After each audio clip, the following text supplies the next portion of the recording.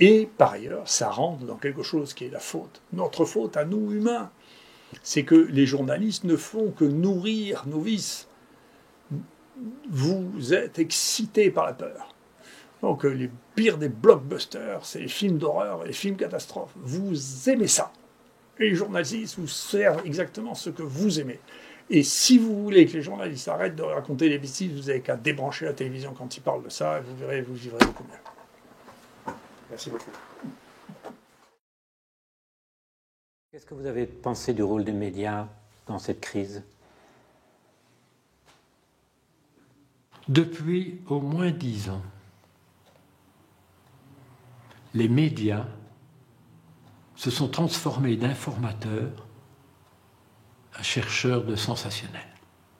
Une chose que beaucoup de gens ne réalisent pas, c'est qu'entre le pouvoir politique et les médias, c'est plutôt le pouvoir politique qui suit les médias que les médias qui suivent le pouvoir politique.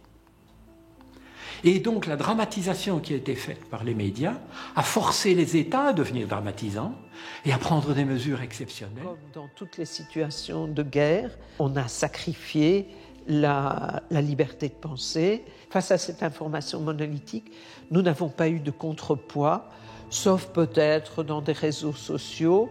Il y a une chose qu'on peut faire dans ce cas, c'est douter et encore douter. Les autorités savent ce qu'elles font. Il est dans certains esprits peu subversif l'idée que la classe dirigeante a le pouvoir parce qu'elle le mérite ou qu'elle a une capacité à diriger. Il n'y a rien de plus faux. Le système politique et le pouvoir hiérarchique des instances autoritaires en général fonctionnent par médiocratie et cooptation. C'est-à-dire que les hauts dirigeants choisissent à des postes subalternes des individus médiocres mais obéissants et reconnaissants. Dans ce contexte, les personnes qui cherchent à obtenir des postes de pouvoir et de responsabilité sont rarement compétentes, honnêtes ou bienveillantes.